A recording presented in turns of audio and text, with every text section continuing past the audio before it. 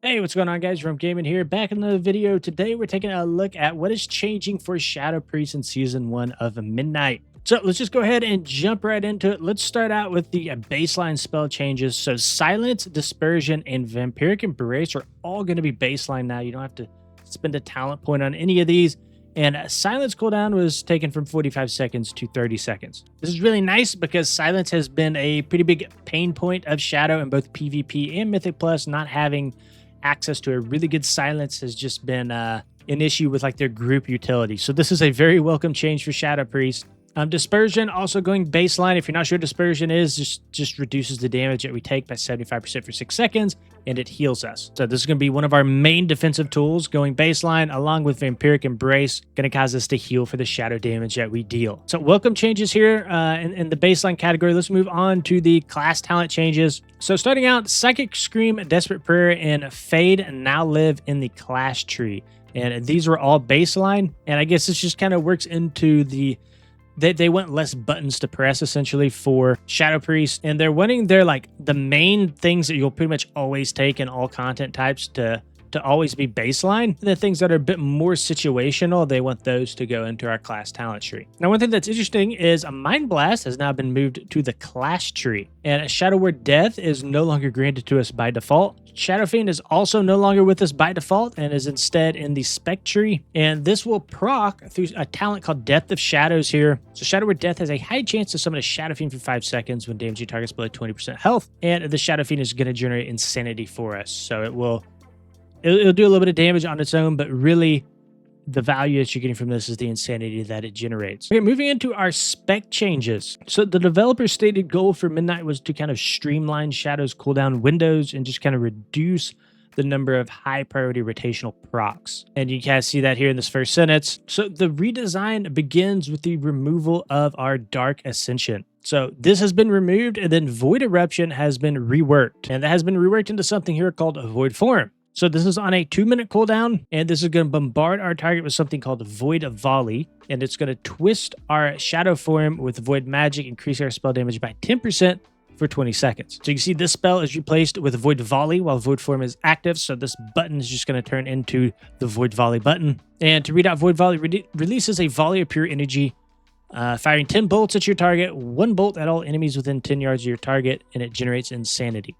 Now, we can extend this through Ancient Madness here. So casting Shadow Word Madness increases the duration of Void Form by 3 seconds. I'm not sure if we talked about that yet, but essentially our Devouring Plague has been changed, or I guess you could say it's been renamed and reworked. So it still costs Insanity. It still does damage based on Insanity, but it no longer has the healing effect tied to it. And I think it's here it is right here. So yeah, Devouring Plague is renamed to Shadow Word Madness, and the self-healing component has been removed. So Devouring Plague has been renamed to Shadow Word Madness, no longer heals, and it can extend our Void Form if you are taking Ancient Madness. Another thing is Shadow Fiend, Mindbender, and Void Wraith are all passive spells now, so we no longer have to press those. Void Bolt has also been removed. So like we said earlier, Void Volley is the spell that you get within your Void Form, and you no longer get Void Bolt. So Void Bolt will no longer be extending the duration on our dots. And the way that we actually extend the duration on our dots, we still haven't even talked about some of the main stuff down here, is through something called Haunting Shadows. So the whole idea of the spec is to summon essentially as many shadowy apparitions as we possibly can. And these are going to extend the duration of Shadow Word Pain and Vampiric Touch on the target by 1.5 seconds.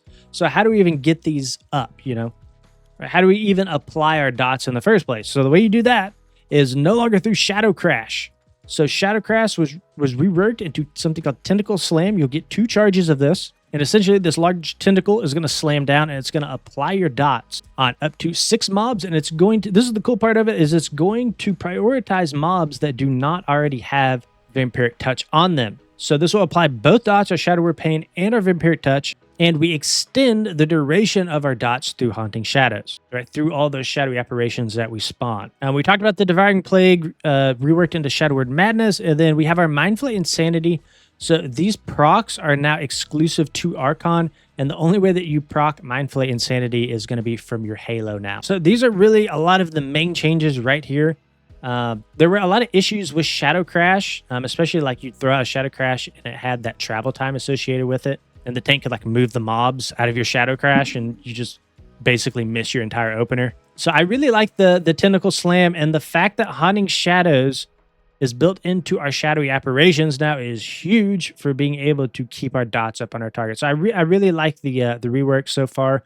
Let's talk about our Apex talents. So we have something here called void apparitions. So if you're not sure what Apex talents are, they're over here on the left-hand side. You can see that they're not even connected to the rest of the tree.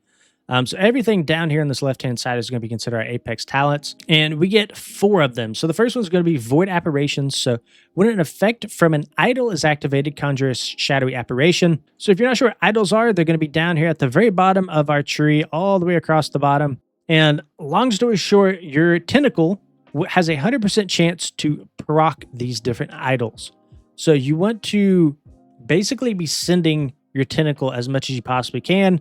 And that's going to be due to something called void apparitions here. So Tentacle Slam has a 100% chance to activate one of these idols.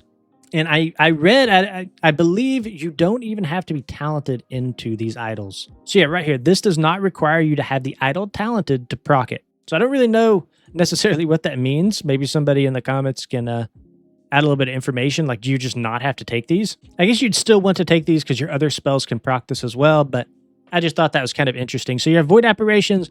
You have directly above it Void Apparitions again. All 3 of these are called Void Apparitions. So Shadowy Apparitions have 50% chance to spawn a Void Apparition that release a Void Bolt at their target and deal 50% increased damage. So the Void Bolt that it spawns does not have the increased dot duration that we used to have with the old Void Bolt.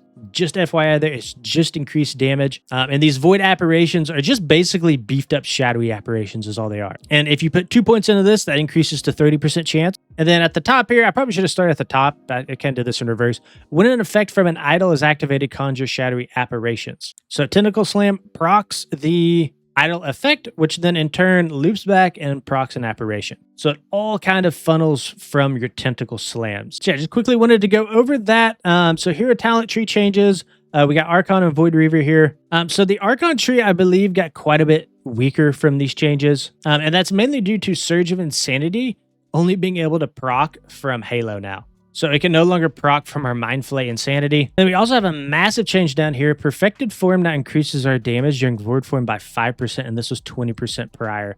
So really, this change, as well as the Perfected Form change, really makes a big nerf to the Archon tree. And you see we're also losing our Concentrated Infusion, so we're losing that 10% haste. We're getting a slight buff to Shadowy Apparitions, getting a slight buff to Void Volley. Overall, I don't think Archon tree will be super strong. Moving on to the Void Weaver tree. So Void Torrent is going to be the keystone of the tree. So Halo's the keystone of Archon, and then Void Torrent's going to be the keystone of Void Weaver. And the cool thing about this is now Void Torrent can proc Entropic Rift. So if you're not sure what Entropic Rift is, Mind Blast or Void Torrent opens an Entropic Rift that follows the enemy for 8 seconds. Enemies caught in the path will suffer 60% of spell power shadow damage every 1 second within its reach. So it's just like pulsing AoE damage. We also had a cool change here to Shadowy Insight. So Shadowy Insight will now grant a charge that we can use instead of resetting the cooldown on our Mind Blast.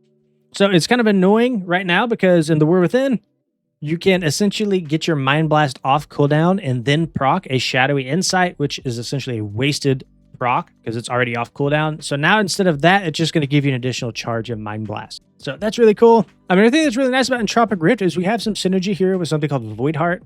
So while a Rift is active, our shadow damage is going to be increased by 10%. Very important to know that, as you'll probably want to send cooldowns while you have an Entropic Rift out. And this is going to last for 8 seconds after our Entropic Rift ends through Touch of the Void here. And yeah, I think that's the main changes between the 2 talent trees. I also want to talk really quick about our 2 and 4 piece set. So the whole idea, again, behind Shadow Priest is to spawn as many of these shadowy apparitions as we possibly can. Right, so if we take a look at the 2-piece, that Shadow Word Madness that we talked about earlier, it's going to have its Insanity cost reduced by 5 and its damage increased by 10% with the 2 set. So nothing too major there. And then the 4 set, which is really big in my opinion. Sorry, we had an ad pop up here. But Shadowy Apparitions and Void Apparitions damage is increased by 40%. Right. Again, the whole idea is to spawn as many of those Shadow and Void Apparitions as we possibly can and to cleave damage, funnel it into one target so that we can cleave through our Psychic Link, which I'm not sure is even mentioned here. But if you don't know what Psychic Link is, it's right here. Your direct damage spells inflict 40% of their damage on all other targets afflicted by Vampiric Touch within 40 yards. So get your dots out and just absolutely funnel and go ham on one priority target, and pretty much everything around you is going to get cleaved. All right, guys, that's a quick overview. Let me know what you guys think about Shadow Priest in Season 1. Do you have any concerns with it? Does it look pretty good to you? Maybe if there's anything that I missed, just let me know down in the comments. And yeah, thank you guys for watching. If you enjoyed it, please consider liking and subscribing. See you guys in the next one.